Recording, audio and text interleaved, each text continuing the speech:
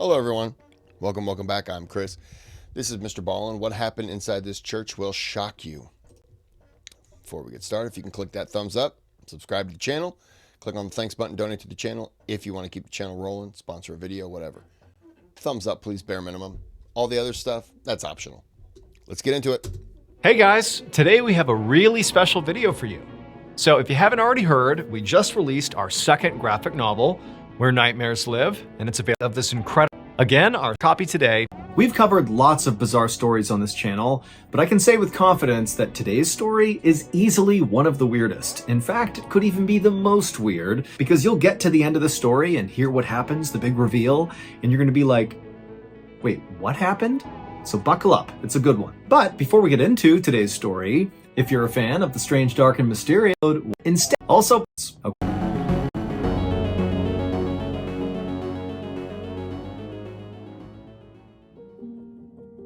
On the afternoon of January 5th, 1909, a 56-year-old reverend named John Carmichael kissed his wife and kids goodbye and then stepped out of his cottage into the cold and wrapped his cloak around his black suit, and then he hopped on his horse and he galloped out onto the road. Reverend Carmichael lived in a rural part of Michigan, and on this day, he was making his way to another town about 9 miles away called Columbus, where he was going to host this big religious revival. Basically, he was going to hold this big sermon and try to get new people to join his church. And so as the Reverend galloped his way down the road, he saw all these kids outside having snowball fights and making snowmen, and it was just really nice. But also, in virtue of being the Reverend, basically everybody in town knew him, and so either the kids wanted to say hi to him or their parents did. And so as the Reverend is really just trying to hustle his way to Columbus, he kept having to stop over and over again to have small talk and play nice. But after about 30 minutes, he had reached a point in the journey where all the houses were kind of behind him, and he had this kind of nice, quiet stretch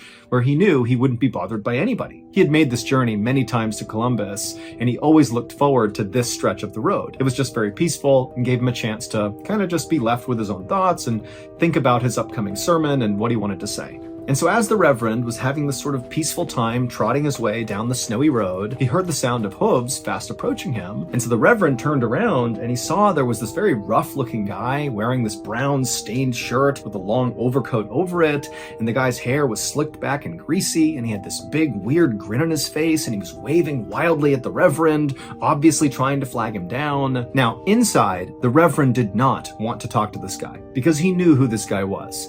His name was Gideon Browning, and he lived in the town where the Reverend lived, and he was known for being kind of erratic and had a horrible drinking problem. And frankly, the Reverend just wanted to be left alone. Here he was enjoying his ride, and here comes the town drunk. He doesn't want to be around this guy. But also the Reverend understood that he was the Reverend in town. People knew who he was. He couldn't just be a jerk to people. He had to be kind. And so he smiled at Gideon and waved to him to be polite, but was dreading this interaction with Gideon. And in fact, weirdly enough, the Reverend, over the past several weeks, had been running into Gideon all over town, to the point where it was becoming weird that he just kept seeing Gideon. And every time he interacted with Gideon, it was just awful, because Gideon was just totally an unpleasant person. But here he was, once again, having to have yet another interaction with Gideon. And as soon as Gideon came right up alongside the Reverend, his first question was, "Hey, Reverend, can I ride with you?" And the Reverend, again, is like, "My goodness, I don't want to do this right now." But he was like, "Of course we can ride together." And pretty much immediately, the Reverend regretted this decision, because Gideon would just not shut up. He just talked the entire time they were supposed to be in this peaceful part of the Reverend's journey. But not only that, the questions Gideon was asking Reverend the whole time they were riding together were sort of invasive. Gideon wanted to know exactly where the Reverend was going and what he was doing there, and how many churches did the Reverend own, and just all these personal questions. And sort of against his better judgment, the Reverend was being truthful with Gideon. He told Gideon that he was going to Columbus to have this big revival, and he also told Gideon about one of the churches that he owned in a town called Rattle Run. And as the Reverend was again kind of giving up this information that he kind of wished he wasn't, he noticed Gideon began doing something strange. As Gideon was galloping along, keeping a fixed gaze on the Reverend, Gideon reached into his pocket and pulled out a silver coin and began flipping the coin into the air and catching it and flipping it and catching it over and over and over again, never affecting his riding. I mean, it was like Gideon wasn't even aware he was flicking this coin. And the Reverend, he's kind of watching Gideon do this, and it was sort of impressive. Like Gideon was just able to flick this coin over and over and never drop it and just keep on stride. But more than just being impressed with Gideon's hand-eye coordination, the Reverend began to notice that he really liked what Gideon was doing with this coin. It was kind of soothing in a way. Not so much the actual coin flipping in the air, but the sound it was making. The sound of it spinning in the air and slapping into his palm over and over again. It just kind of put the Reverend at ease, and he didn't know why. And so after a while, the Reverend just kind of stopped answering Gideon's questions and just kind of stared at the coin and listened to that sound. And he just felt himself drift into this weird, relaxed state, almost like he felt asleep. And so as this weird thing is going on with this coin, the two men eventually reach this crossroads where there's a general store. And at this point, Gideon catches his coin, puts it back in his pocket, and the two men, they come to a stop at this general store, even though the Reverend did not want to go to this general store. He just kind of followed Gideon up to the hitching post. They both got off their horses. They tied their horses to the post. And again, the Reverend's thinking, I can't stop here. I got to go to Columbus. I got to get to this revival. But Gideon just turns to the Reverend and says, hey, we got to make a stop here. We need to get something. And the Reverend found himself saying, okay, what are we going to get? And the Reverend's thinking, what am I saying? I don't want to do this. I don't want to stop here. I got to go. But he just stood there, just waiting for Gideon to tell him what they were going to buy. And Gideon, who had that big grin on his face again, he said, well, actually, I'm not going to go into the store. You are. You're going to go in there, you're going to buy me a new hatchet, and you're going to bring it out here and give it to me. And now everything about this was totally weird to the Reverend. He did not feel like this was a normal request, nor did he want to go in the store. He wanted to leave. But for some reason, he just said, okay. And he turned and shuffled in the store, found a new hatchet, paid for it with his own money, walked outside, handed it over to Gideon. And then at this point, the Reverend just wanted to get on his horse and get away from Gideon. But the second the Reverend got back on his horse to do that, Gideon hopped on his horse and said, hold on a minute, Reverend. We're not done yet. Now we're going to go to your church in Rattle Run, because I'm getting married soon and I'm thinking about maybe getting married in your church, and I want to scope it out. And so the Reverend at this, who again just wants to go to Columbus, he doesn't want to be around Gideon at all, but for some reason he just said, okay, yeah, we'll go to my church in Rattle Run. And so at this point, Gideon pulled out his coin and started flipping it again and again, and the two men rode side by side in the direction of Rattle Run. And the whole time, the Reverend's thinking, what am I doing? Why are we doing this? And also, in addition to just brain fog and confusion, the Reverend also realized that Gideon was clearly lying to him because he knew Gideon was married. So what's he talking about needing to scope out his church to see about potentially getting married there? That didn't make sense. Like, why was Gideon actually wanting to go to his church? The Reverend didn't know, but he was really starting to feel scared. But again, he just couldn't stop agreeing to the things Gideon wanted to do. And so the two men galloped their way to Rattle Run. The whole time Gideon's flipping that coin and staring at the Reverend, and the Reverend's just totally transfixed on the coin. And then they get to the church. Gideon puts the coin in his pocket. The two men hitch their horses to the post outside. They go up to the front door. The Reverend unlocks it. They go inside. And sort of automatically, the Reverend walked to the back of the church and he lit the stove. And then as he was walking back towards the front, where Gideon was still standing right in front of the doorway, Gideon suddenly told the Reverend to stop where he was. And so the Reverend stopped in the middle of the church, and he's just looking at Gideon, who's got that coin back out, and he's flipping it up and down again. And at this point, the Reverend just looks at Gideon and says, well, do you want to look around? And Gideon, who's flipping that coin up and down, just says, no, I don't need to look around. There is no wedding. Hey, Reverend, go ahead and lift up your left arm. And at this point, the Reverend is terrified, he's confused, and his left arm just suddenly raised up into the air. He had no control over it. And then a second later, Gideon says, hey, go ahead and raise your other arm. And so the Reverend, who's still got his left arm out to one side, felt his right arm come up to the other side. And so at this point, the Reverend's just standing there with his arms out to the side. And it was at this point that the Reverend understood what was going on. Clearly, Gideon had hypnotized him. That could be the only explanation for what was going on here. But before the Reverend could say or do anything about how totally weird the situation was, Gideon, who was flipping that coin and had a big grin on his face the whole time he was making the Reverend raise his arms up, suddenly Gideon's face completely changed, and he became deadly serious, and he was staring at the Reverend, and then he dropped the coin to the ground and began moving towards the Reverend. The following day, around noon, the caretaker for Reverend Carmichael's Rattle Run Church made his way to that church to check in on the building. He knew Reverend Carmichael was going to be in Columbus for a few days, and so he just wanted to make sure, nothing was out of the ordinary. And as this caretaker galloped up to this small white steepled church, he noticed right away there was a column of smoke coming up out of the chimney. Clearly there was a fire lit inside of the church, and the caretaker's thinking, that doesn't make any sense. The Reverend is not supposed to be here, so who could possibly be in the church right now? And then after the caretaker got up to the front door, he was about to put his key in the lock when he discovered the door was already unlocked. And so instinctively, he put his hand on his pistol on his hip, and then he grabbed the handle and he flung the door open. And when he looked inside the church, he just froze, because the entire interior of the church was drenched in blood. There was blood on the pews, the walls, on the altar, and then also amongst all this blood, the caretaker also noticed there were little pieces of ripped up fabric all over the place, and he saw one of them had a unique button sewn into it, a button he recognized as belonging on Reverend Carmichael's suit. And so the caretaker is horrified. He's looking around. He doesn't see anybody, but he sees there's a drag trail right down the center aisle all the way up to the altar, and it curves around to the right out of view. Now, the caretaker wanted to turn and run away, but he was worried that maybe Reverend Carmichael was in here somewhere and was maybe still alive and he could help him. And so the caretaker felt like it was his responsibility to investigate. And so he drew his pistol and he began walking down this bloody aisle, kind of looking around for any sign of anybody inside the church, but it was deadly silent. And he eventually got about halfway down the aisle when he spotted a silver coin sitting in the middle of the aisle covered in blood, and he kept on walking to where the blood trail turned around the pew, and it led right up to that stove that was obviously still smoldering, and the door to the stove was shut, so the caretaker couldn't see what was inside of it. And so the caretaker just walked up to the stove, and after looking around one more time to make sure nobody else was in here, he opened up the stove, and inside the stove was a human skull. News of Reverend Carmichael's horrific murder very quickly spread all around town and beyond just that town. I mean, this was all over the place. And within 24 hours, there was this huge police investigation that was launched to try to figure out who killed him. And very quickly, the police in Rattle Run spoke to the sheriff of the town where the Reverend lived, and they learned that on the same day that Reverend Carmichael had left to go to Columbus and then obviously was killed inside of his church, well, on that same day, a man named Gideon Browning had had this really big blow-up public fight in town, same town as Reverend Carmichael, with his brother-in-law.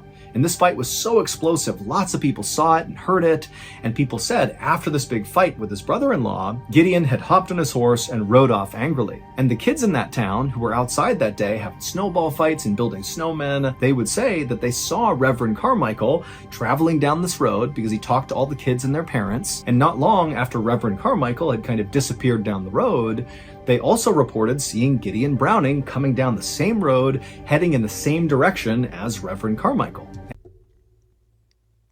Is anyone else completely lost? I mean, I understand what's happening, but I'm completely confused as to what the hell is going on. Why a coin flip can hypnotize you, but why he was killed. And I know this is the big reveal coming up, but anybody else getting any ideas as to what's about to happen, what the reveal is, why this is happening? I have nothing.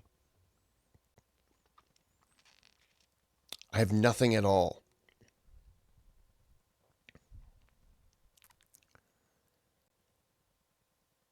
I got nothing. We have to know something because unless he's dramatized it, I nothing. And after that, nobody had seen Gideon since. And so very quickly, Gideon became the #1 suspect in this murder. And basically the thought was, Gideon was so angry from this fight with his brother-in-law that he must have just taken out his anger on the Reverend. Basically, the Reverend was in the wrong place at the wrong time and got killed. Now, the police knew this was a flimsy theory at best, but Gideon had a reputation for being totally erratic and a total drunk, and so it kind of fit with who he was, that this was something maybe he would do. And so within 24 hours of the murder, there was this huge multi-statewide manhunt for Gideon. 3 days later, and 500 miles away from the town of Rattle Run, in a city in Illinois, a man opened the door to a boarding house and stepped inside. And the owner of the boarding house, her name was Miranda Hughes, she was sitting behind the front desk, and when she looked up and saw this man, she had to stifle a gasp, because this man looked absolutely horrible.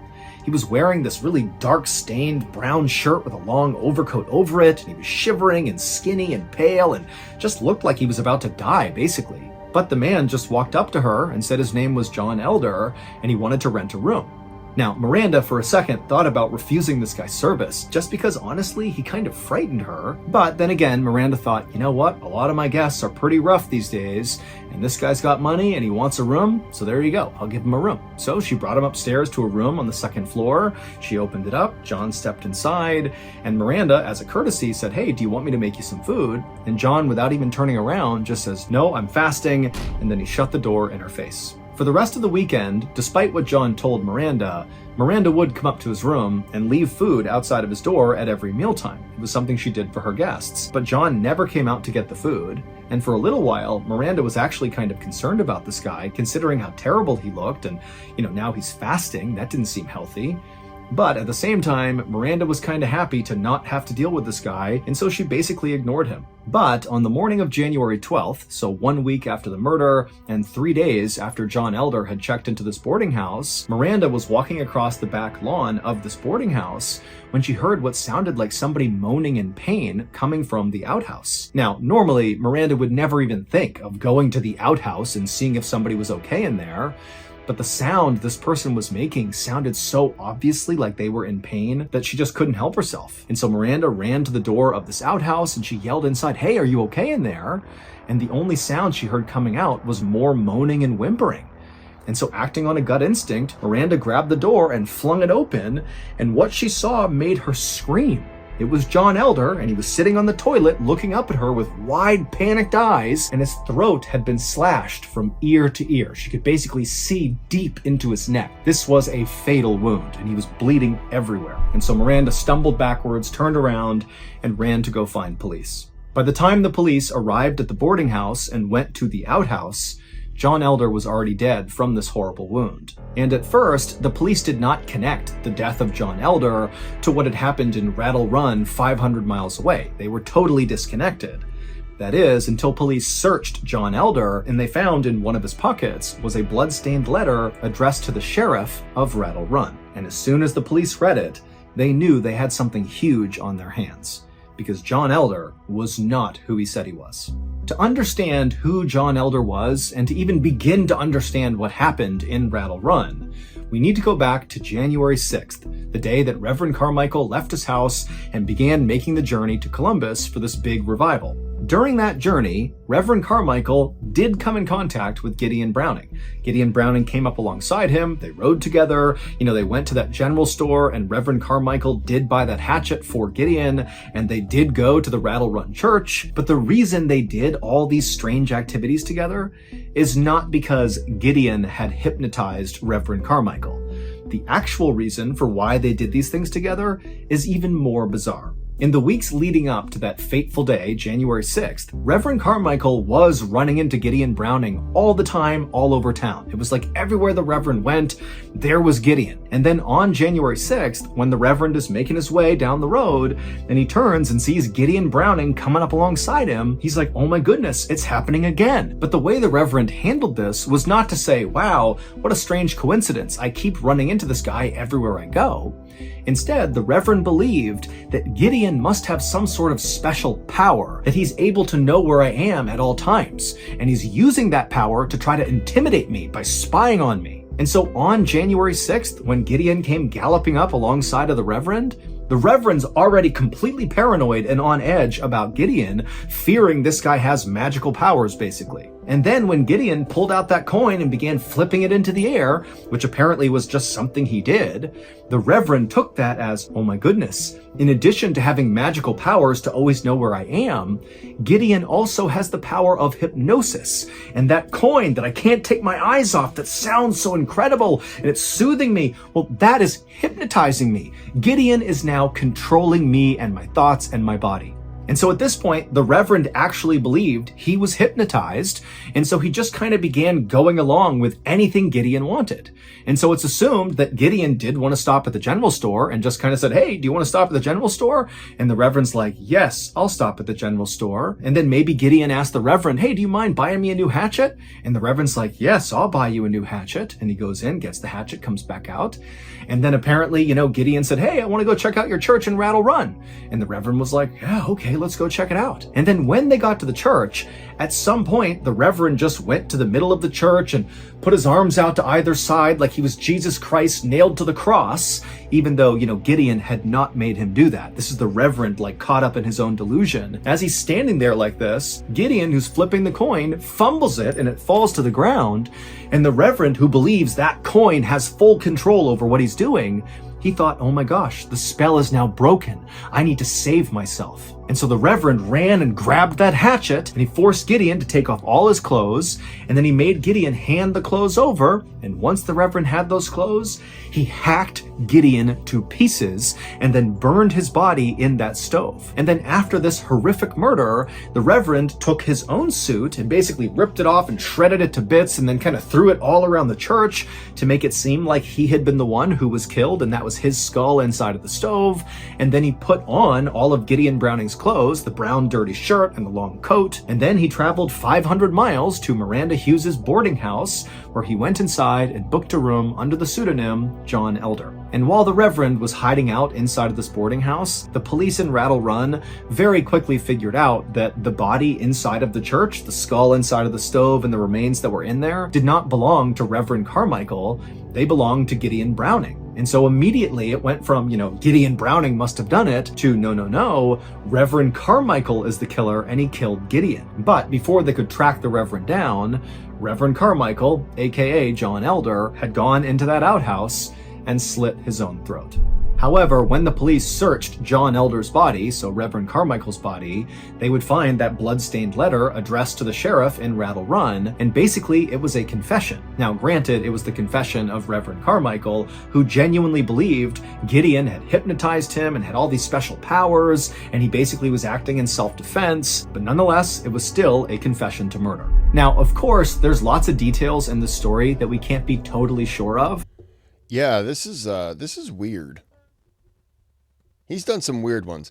This one's weird. Really, really, really weird. We don't really know what the discussions were like between Reverend Carmichael and Gideon Browning when they met on that road and then eventually made their way to the church and the murder happened. This is basically just the best theory around what happened. Also, it's worth noting that there was a history of mental illness in Reverend Carmichael's family, but this story happened at a time when nobody took mental health seriously, and so it's very unlikely that even if authorities had known about that this crime could have been prevented.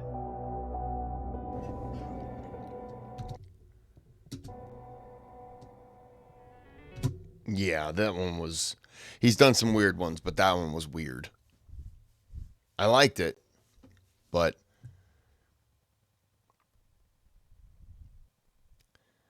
Okay. Well, that happened. We were all present for it. I'm going to end this here. Okay, a coin.